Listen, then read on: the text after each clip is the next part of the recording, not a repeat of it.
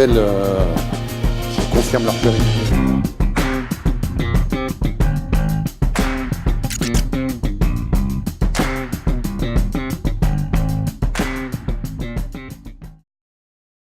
Delphine Ernotte, bonjour. Bonjour Philippe Bailly. France Info a à peine 2 mois et demi, lancé le 1er septembre. Bien accueilli généralement. Malgré tout, c'est un produit nouveau qui est forcément évolutif. Donc, est-ce que vous pouvez nous dire un mot des adaptations auxquelles vous travaillez? Le premier bilan, il est d'abord sur le numérique, puisque c'est notre premier objectif. Pour l'instant, Médiamétrie nous donne uniquement le classement web, mais on a déjà remonté de 2 places. On est passé de 6e offre à 4e. Donc voilà, la synthèse, les synergies et l'effort aussi de toutes les équipes portent leurs fruits, donc ça fait très plaisir. Notre enjeu, c'est certes d'être l'offre numérique de référence, d'exister aussi pleinement sur le linéaire, en télé et en radio, et puis c'est surtout de continuer à innover. On a encore beaucoup de choses à inventer sur des nouveaux formats. On veut garder ce ton avec du recul, des informations qui viennent expliquer le contexte de la situation dans laquelle on se trouve, ce ton apaisé, tout en, je pense, travaillant un peu plus, c'est ce qu'on s'est dit avec les partenaires, sur des rendez-vous, des marqueurs chaque jour de la chaîne, un peu plus que ce qu'on a aujourd'hui. Certains écrivent ou disent qu'il faudra aller plus loin, suggèrent de pousser les rapprochements, voire de reconstituer une forme d'ORTF des années 2000.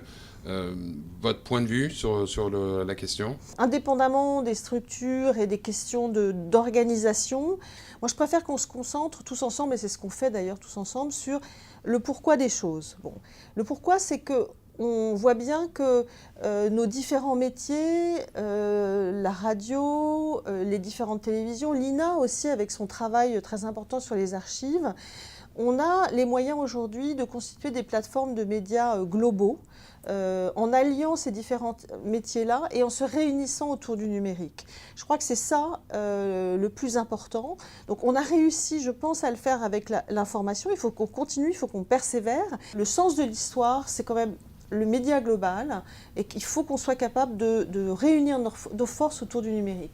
Et parmi les sujets de collaboration possibles, peut-être autour du média global, il y a la plateforme vidéo dont vous aviez annoncé le lancement, dont on ne connaît pas encore de manière certaine le contour, donc peut-être vous pouvez en dire un peu plus. À mon sens, ce qui serait le plus efficace, c'est sans doute une réunion de tous les médias français autour de cet enjeu qui va au-delà... Public et privé. Public et privé, absolument. Public et privé.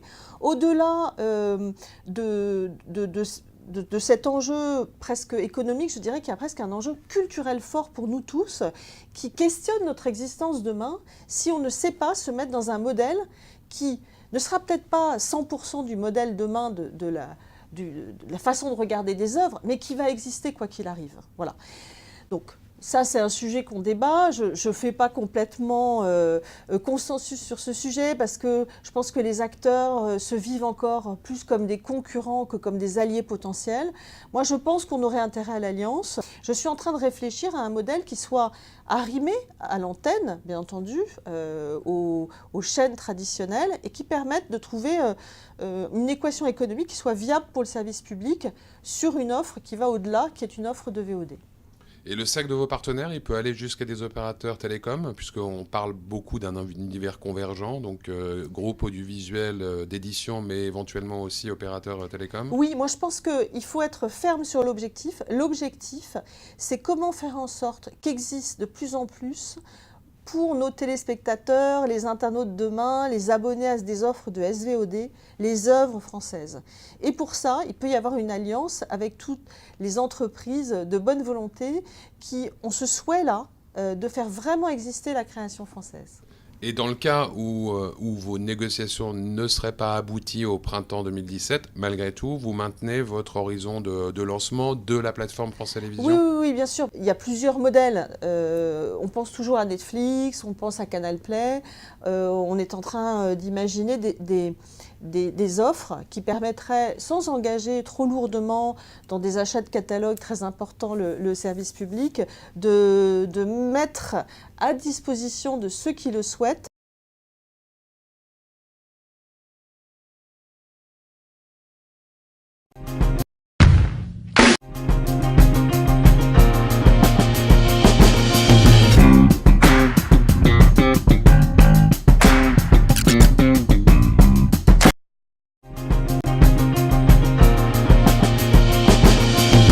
critiqué l'augmentation qui avait été proposée par le gouvernement de la redevance. J'imagine que ça donne à réfléchir quand on a par ailleurs en charge les finances de France Télévisions. Vous savez que la redevance, c'est la ressource pour France Télévisions, pour Radio France, pour l'INA, pour France Média Monde, pour Arte. L'audiovisuel public, si on agglomère tout, c'est plus de 60% de la création en France, audiovisuelle. Donc c'est pas uniquement des entreprises en tant que telles, mais c'est tout un tissu derrière. C'est des producteurs, des auteurs, des réalisateurs. Donc c'est tout un tissu économique dont on évalue à peu près la portée en termes d'emploi à pas loin de 100 000 emplois. Donc on se concentre toujours sur des entreprises à qui on donne des budgets et qu'il faut évidemment de mieux en mieux administrer ces budgets. Mais au fond, derrière, c'est tout ce tissu qui est concerné, vivace, qui est puissant.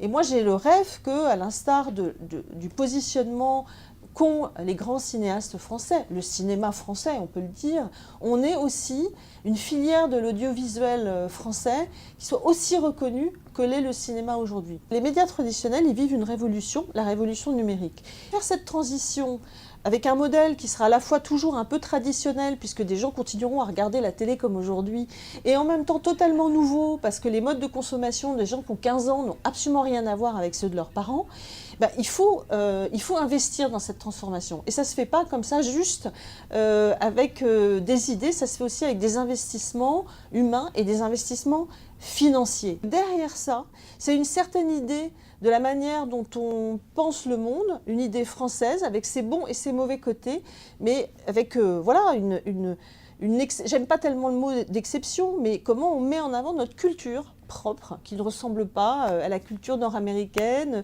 qui ne ressemble pas à la culture chinoise, pour parler des grands acteurs de l'Internet. Ces moyens, vous savez les chiffrer en termes d'enveloppe? Alors, on sait les chiffrer à France Télévisions puisqu'on a proposé un contrat d'objectifs et de moyens sur les 5 prochaines années qui réconcilie à la fois des ressources supplémentaires et puis aussi des efforts très importants que l'entreprise s'est engagée à faire pour mieux maîtriser sa structure de coûts, ses investissements à la fois vis-à-vis de l'extérieur et puis aussi l'efficacité collective qu'on est capable de produire. Donc oui, on est capable de dire voilà ce que raisonnablement, avec le projet qu'on a, et puis les chaînes telles qu'on les projette à 5 ans, il faut comme moyen supplémentaire pour se développer. Ce qui veut dire?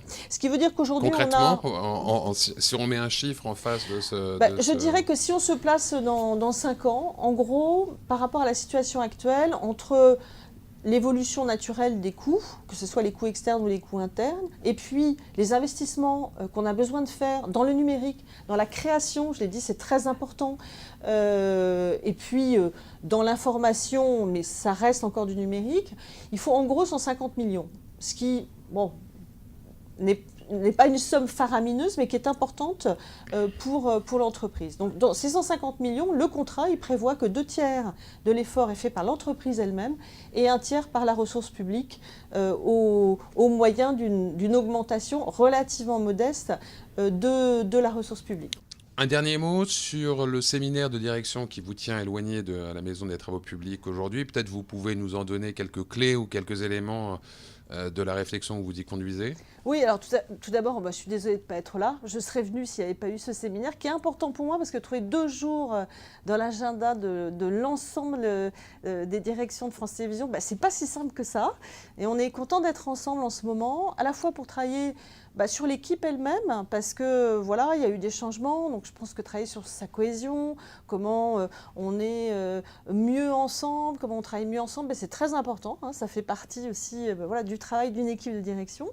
Et puis après, on aura 2 temporalités, le très court terme, le budget de l'année prochaine, voilà, toutes les équipes de direction, et puis évidemment, on va se projeter ensemble aussi sur la vision à 5 ans, c'est quoi la télévision de demain? C'est quand même une grande question qui mérite d'être travaillée.